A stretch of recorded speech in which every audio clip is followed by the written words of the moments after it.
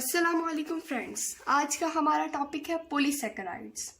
Polysaccharides की properties पढ़ते हैं। Polysaccharides are more complex. ये कॉम्प्लेक्स इन स्ट्रक्चर होते हैं, लेकिन ये मोस्ट अबंडेंट सबसे ज़्यादा प्रेजेंट होते हैं लिविंग ऑर्गेनिजम्स में। लिविंग ऑर्गेनिजम्स में सबसे ज़्यादा जो अबंडेंट होते हैं वो होते हैं polysaccharides, then that of organic, then that of monosaccharide and oligosaccharide. ये ब्रांच होते हैं, यानी कि पॉलीसैकेराइड कैसे बनते हैं कि मोनोसैकेराइड कंबाइन होते हैं तब पॉलीसैकेराइड, इसीलिए ब्रांच है, इनमें ब्रांचिंग आ जाती है। और ये टेस्टलेस होते हैं, ये इनकी सारी प्रॉपर्टीज़ हैं। फॉर्मेशन, अब पॉलीसैकेराइड की formation, several monosaccharide linked by glycosidic bond forms polysaccharide. Monosaccharide जो है उनके दरमियान क्या होता है, ग्लाइकोसिटिक बॉन्ड होता है।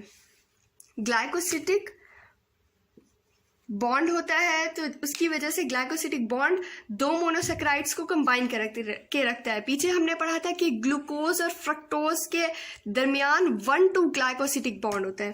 कि क्या था कि ग्लूकोज का मॉलिक्यूल था और फ्रक्टोज का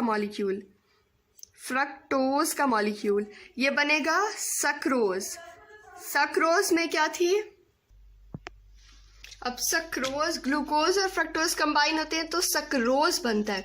सक्रोज में हम, अगर आपको याद होगा कि ये इंपॉर्टेंट एमसीक्यूज भी है कि 1-2 ग्लाइकोसिडिक बॉन्ड होता है। ऐसे ही जब दो सक्रोज आपस में मिलेंगे उनमें भी ग्लाइकोसिडिक बॉन्ड होगा, इसी तरह ये ब्रांचिंग बन जाएगी और जिससे बनेगा पॉलीसैकेराइड। पॉलीसैकेराइड अब कैसे बन रहा है, सेवरल मोनोसैकेराइड्स, बहुत सारे मोनोसैकेराइड्स कंबाइन होंगे तो पॉलीसैकेराइड बनेगा। उसके अलावा क्या है कि इनकी और प्रॉपर्टीज़ इसके साथ आप लिख सकते हैं, इनकी प्रॉपर्टीज़ के साथ ये प्रॉपर्टी भी लिख सकते हैं कि इनका मॉलिक्यूलर वेट ज़्यादा होता है, हायर मॉलिक्यूलर वेट होता है। मॉलिक्यूलर वेट ज़्यादा होने की वजह से ये स्पैरिंगली सॉलेबल इन वाटर होते हैं। ये आप ऐसे लिख लें इसे, वाटर को, यानी कि ईजिली वाटर में सॉलेबल नहीं हो सकते, इन्हें टाइम लगता है वाटर में सॉलेबल होने के लिए, इसलिए क्या कहा जा रहा है कि ये स्पैरिंगली सॉलेबल इन वाटर हैं। अब इनकी एग्जाम्पल्स की तरफ अगर हम गौर करें तो इनकी एग्जाम्पल्स में स्टार्च अगर आपको याद हो तो मैंने बताया था कि ये सोर्स ऑफ कार्बोहाइड्रेट है। तो असल में स्टार्च एक पॉलीसैकेराइड है जो मोनोसैकेराइड के कॉम्बिनेशन से बना हुआ है। ग्लाइकोजन क्या है, एनिमल में स्टोर होता है। इन एनिमल बॉडी ये कार्बोहाइड्रेट की फॉर्म में ग्लाइकोजन स्टोर हुआ होता है। और सेलुलोज प्रेजेंट होता है सेल वॉल में। सेल वॉल में सेलुलोज प्रेजेंट होता है। उसके अलावा सेल वॉल में कार्बोहाइड्रेट्स भी प्रेजेंट होते हैं। डेक्स्ट्रिन एक थिकनिंग एजेंट है। पैक्टिन फाउंड होता है राइपन फ्रूट, जो फ्रूट्स गल जाए उसमें क्या होता है, पैक्टिन होता है। और काइटन आपको जैसे पता है कि ये सेल वॉल ऑफ फंगस होती है, यानी कि फंगस की सेल वॉल जो है काइटन की बनी हुई होती है। तो ये सारी एग्जाम्पल्स हैं पॉलीसैकेराइड की, starch, glycogen, cellulose, dextrin, pectin और काइटन। इसे चाइटन नहीं काइटन पढ़ते हैं। ये स्टार्च अभी हमने पढ़ा कि ये एक पॉलीसैकेराइड की एग्जाम्पल है। अब स्टार्च पढ़ते हैं कि हमें स्टार्च कहाँ से ऑब्टेन हो सकता है, उसकी अकरेंस क्या है। फ्रूट्स में स्टार्च प्रेजेंट होता है, ग्रेन्स में, सीड्स वगैरह में, ये दालों में, और ट्यूबर्स क्या होते हैं, ट्यूबर्स ऐसे वेजिटेबल्स होते हैं जो अंडरग्राउंड ग्रो करते हैं, यानी कि अंडरग्राउंड जो वेजिटेबल्स ग्रो करें वो ट्यूबर में इंक्लूड होते हैं। जैसे कि अगर हम एग्जाम्पल लें पोटैटो और कैरेट, ये सारे ट्यूबर में आ जाते हैं। तो हमें स्टार्च ऑब्टेन होता है फ्रूट से, ट्यूबर, ग्रेन और सीड्स से। उसके अलावा सबसे इंपॉर्टेंट जो कि मैं आपको पहले भी बता चुकी हूँ कि ये बहुत ही इंपॉर्टेंट है कि सोर्स ऑफ कार्बोहाइड्रेट है स्टार्च। सोर्स ऑफ कार्बोहाइड्रेट, जो कार्बोहाइड्रेट एनिमल इनटेक करते हैं वो इन the form of starch intake करते हैं। ये सबसे इंपॉर्टेंट है और बाज़ दफ़ा पूछ भी लिया जाता है।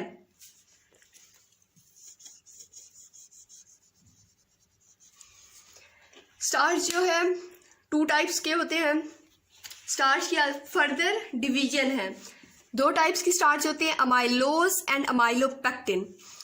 डिफरेंस इनका आ जाता है शॉर्ट क्वेश्चन में, अक्सर इनका डिफरेंस पूछते हैं, तो आप 3 पॉइंट्स मैक्सिमम लिख सकते हैं। क्या है अमाइलोज? ये होते हैं अनब्रांच चेन ऑफ ग्लूकोज।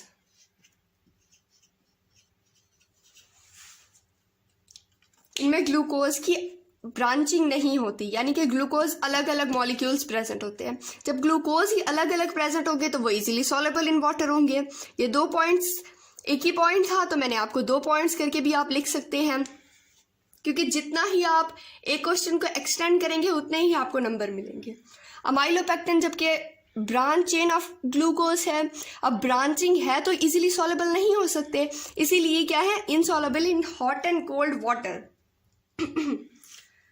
और फर्दर मोर मैंने आपको एक और इंफॉर्मेशन दी है कि जैसे कि स्टार्च एक पॉलीसेकेराइड है, इसमें ग्लाइकोसिडिक लिंकेज प्रेजेंट है, तो आप लिख सकते हैं कि अमाइलोज में कौन सी ग्लाइकोसिडिक लिंकेज है कि अल्फा 1,4, जबकि अमाइलोपेक्टिन में अल्फा 1,4 और अल्फा 1,6 ग्लाइकोसिडिक लिंकेज हो सकती है। ये आपकी बुक में नहीं दी हुई, लेकिन आप एडिशनल इसे लिख सकते हैं कि 2 पॉइंट्स लिखने की बजाय आप 3 पॉइंट्स भी कर सकते हैं अमाइलोज और अमाइलोपेक्टिन का जब डिफरेंस आ जाए। अब क्या है कि स्टार्च की प्रॉपर्टीज, स्टार्च एक पॉलीसेकेराइड है, तो हाइड्रोलाइसिस, हाइड्रो मीन्स वाटर और लाइसिस मीन ब्रेक डाउन, यानी कि हाइड्रोलाइसिस ऑफ स्टार्च, हाइड्रोलाइसिस जब starch in the presence of water इसकी जब ब्रेक डाउन होगी तो ये क्या प्रोड्यूस करेगा, ग्लूकोज प्रोड्यूस करेगा। पॉलीसेकेराइड है बहुत सारे ग्लूकोज से मिलके बना हुआ है, जब हम इसकी ब्रेक डाउन करेंगे तो क्या होगा कि हमें ग्लूकोज के स्मॉलर मॉलिक्यूल्स सेपरेट हो जाएंगे, तो ये क्या है, ऑन हाइड्रोलाइसिस यील्ड्स ग्लूकोज। और एक और इम्पॉर्टेंट पॉइंट है कि ये ब्लू कलर विद आयोडीन, जब आयोडीन के साथ स्टार्च रिएक्ट करता है, जब स्टार्च रिएक्ट करेगा आयोडीन के साथ तो इसका कलर चेंज हो जाएगा, ये ब्लू कलर शो करेगा। ग्लाइकोजन, ग्लाइकोजन भी पॉलीसेकेराइड की एग्जाम्पल है। ग्लाइकोजन को हम एनिमल स्टार्च भी कहते हैं, glycogen is also called as animal starch. अब एनिमल स्टार्च हम इसे क्यों कहते हैं, ग्लाइकोजन स्टोर होती है एनिमल बॉडी में, एनिमल बॉडी में स्टोर होती है in the form of glycogen, यानी कि हमारी बॉडी में जो एनर्जी स्टोर हो रही है वो इन द फॉर्म ऑफ ग्लाइकोजन हो रही है, इसीलिए हम इसे एनिमल स्टार्च कहते हैं। ग्लाइकोजन फाउंड कहाँ होती है, यानी कि ग्लाइकोजन कौन से सेल्स में प्रेजेंट होती है, glycogen in the cell of liver and muscles, यानी कि मसल्स से ही हम एनर्जी प्रोवाइड करते हैं ना, ये मसल्स को एनर्जी चाहिए होती है वर्क करने के लिए, एक्टिविटी करने के लिए। अगर हम चल भी रहे हैं तो हमारे मसल्स को एनर्जी चाहिए और वो एनर्जी होती है स्टोर हुई हुई होती है ग्लाइकोजन में। जब ही हमारे मसल्स को ये एनर्जी रिक्वायर्ड होगी तो ग्लाइकोजन से एनर्जी, ग्लाइकोजन कन्वर्ट हो जाएगा ग्लूकोज में और energy in the form of ATP release होगी। याद रखिएगा कि जो भी हमारे बॉडी में एनर्जी चाहे यूटिलाइज हो रही है या स्टोर हो रही है वो इन द फॉर्म ऑफ एटीपी, यानी कि जो हमें एनर्जी रिक्वायर्ड होती है कोई भी फंक्शन परफॉर्म करने के लिए, कोई एक्टिविटी परफॉर्म करने के लिए, वो इन the form of ATP required होती है और स्टोर कैसे होती है, ग्लाइकोजन की फॉर्म में। उसके अलावा ग्लाइकोजन जो होता है इनसॉल्युबल इन वाटर होता है। क्यों इनसॉल्युबल इन वाटर होता है, क्योंकि ये पॉलीसेकेराइड है। पॉलीसेकेराइड में क्या होता है, लार्ज नंबर ऑफ क्या होते हैं, मोनोसेकेराइड्स होते हैं। पॉलीसेकेराइड्स में लार्ज नंबर ऑफ मोनोसेकेराइड्स होते हैं, ग्लाइकोसिडिक बॉन्ड ज्यादा होते हैं, जिसकी वजह से ये इनसॉल्युबल इन वाटर है, इसलिए वाटर में सॉल्युबल नहीं हो सकते। अब ये जैसे कि ये पॉलीसेकेराइड्स हैं, जब इनको हम ब्रेक करेंगे तो हमें ग्लूकोज मिलेंगे। तकरीबन सारे ही जो पॉलीसेकेराइड हैं जब हम उन्हें ब्रेक करेंगे, ये सारे पॉलीसेकेराइड्स हैं ना, तो हमें ग्लूकोज मिलेगा। और क्या है कि ग्लाइकोजन जब रिएक्ट करता है विद आयोडीन के साथ ये रेड कलर देता है, जबकि स्टार्च जब रिएक्ट करता है ना वो ब्लू कलर देता है। ग्लाइकोजन का जब रिएक्शन होता है आयोडीन के साथ तो ये रेड कलर, इसका कलर चेंज होकर रेड कलर शो करेगा हमें, जबकि स्टार्च ब्लू कलर। ये डिफरेंस आपने याद रखना है। सेलुलोज भी एक पॉलीसेकेराइड की एग्जाम्पल है। It is most abundant carbohydrate in nature, यानी कि सबसे ज्यादा प्रेजेंट होती है वह सेलुलोज है। सेलुलोज की कॉमन एग्जाम्पल है कॉटन।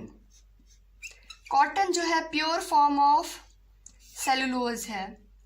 मेन एग्जाम्पल सेलुलोज की है वो कॉटन है। ये क्या है? इनसॉल्युबल इन वाटर है। सारे पॉलीसेकेराइड्स क्या है? इनसॉल्युबल इन वाटर है। On hydrolysis yields glucose. ये पॉइंट, दोनों पॉइंट तो तकरीबन हर पॉलीसेकेराइड की एग्जांपल्स के कॉमन है। और इसकी इंपॉर्टेंस एक ये है कि सेलुलोज जो है ये एक पॉलीसेकेराइड है, लेकिन ये ह्यूमन के डाइजेस्टिव सिस्टम में डाइजेस्ट नहीं हो सकते, यानी कि स्टमक ही डाइजेशन परफॉर्म करते हैं। लेकिन अगर हम सेलुलोज को इनटेक करें तो क्या होता है कि ह्यूमन बीइंग में ये डाइजेस्ट नहीं हो सकता। लेकिन हर्बीवोर्स क्या है? एनिमल्स होते हैं। हर्बीवोर्स एनिमल्स होते हैं जो कि क्या खाते हैं? हर्ब्स खाते हैं। हर्ब्स यानी प्लांट्स, जड़ी बूटियां खाते हैं, पौधे खाते हैं, उन्हें कहते हैं हर्बीवोर्स। इन हर्बीवोर्स अगर ये सेलुलोज इनटेक करें तो क्या होता है? उनके डाइजेस्टिव सिस्टम में ये डाइजेस्ट हो जाता है, क्योंकि उनके डाइजेस्टिव सिस्टम में क्या होता है? माइक्रो ऑर्गेनिज्म होते हैं, छोटे छोटे लिविंग ऑर्गेनिजम्स होते हैं। Bacteria, yeast and protozoa micro organisms होते हैं जो क्या करते हैं? रिलीज करते हैं एंजाइम। ऐसा एंजाइम रिलीज करते हैं कौन? ये micro organism, bacteria, yeast and protozoa enzyme release करते हैं जिसे हम कहते हैं सेलुलेज।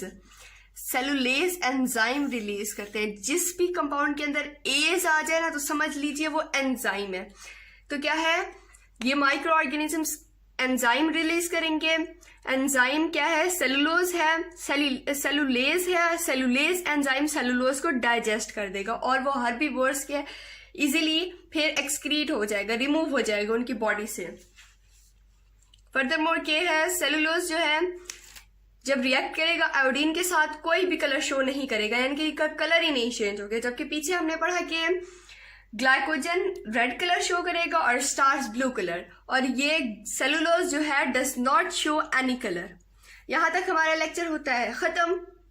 अगर आपको ये मेरा ये लेक्चर में अभी भी आप लोगों को कोई डाउट हो तो आप मुझसे कमेंट करके पूछ सकते हैं। और अगर आपको मेरा ये लेक्चर बहुत अच्छा लगे तो इसे लाइक कमेंट करना ना भूलिएगा और मेरे चैनल को सब्सक्राइब करना तो ना भूलिएगा। अल्लाह हाफ़िज़।